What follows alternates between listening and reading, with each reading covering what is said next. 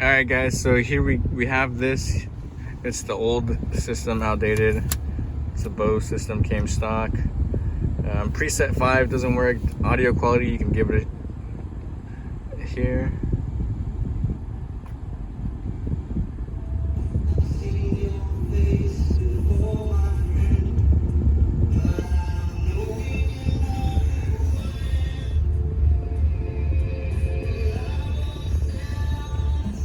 So you can tell like it's not the greatest audio quality.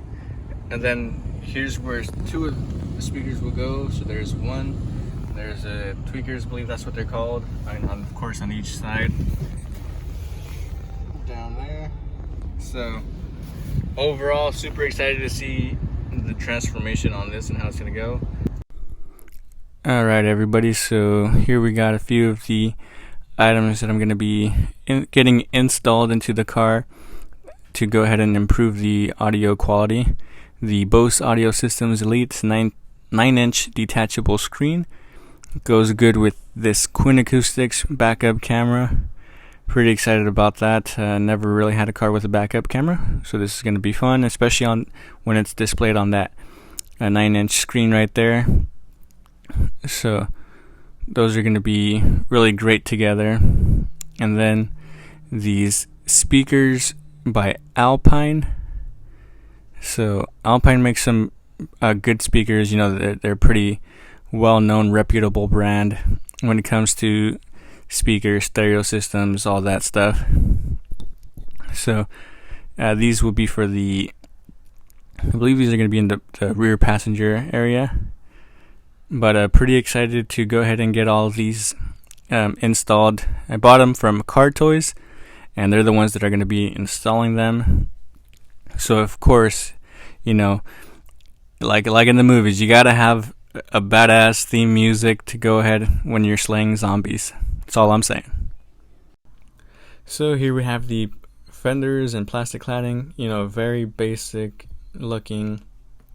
Don't really have a whole lot of flair to them. I've been considering whether I'm even gonna put on new fenders and plastic cladding, or just paint over that area and up to the certain body line with rhino lining, and then kind of highlight the rhino lining along the line of the fenders to kind of give it, you know, the impression that there's a fender there. And really just want to go ahead and remove these because getting prepared to go ahead and take the car to the custom fabricator to put on the new fender, or not fenders, the new bumper. So yeah, just staying ahead of the curve here.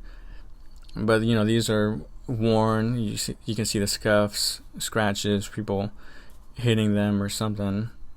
I seem to notice more scratches every so often. But one of the reasons why I also want to get rid of these is I don't like this mark right here where the cladding kind of just goes around part of the wheel well area. So I just want to get rid of them as well for that reason. So there you have it. Stay tuned for more. So I got the fenders off. You can see got the plastic cladding off as well. A little rust building there, and then right here. But I got rid of it on both sides of the car. I did think about keeping the cladding on the doors because it did kind of provide that extra protection for the vehicle in case, you know, other cars hit it, because they were scathed obviously from other cars hitting it, you know, opening the doors, whatever.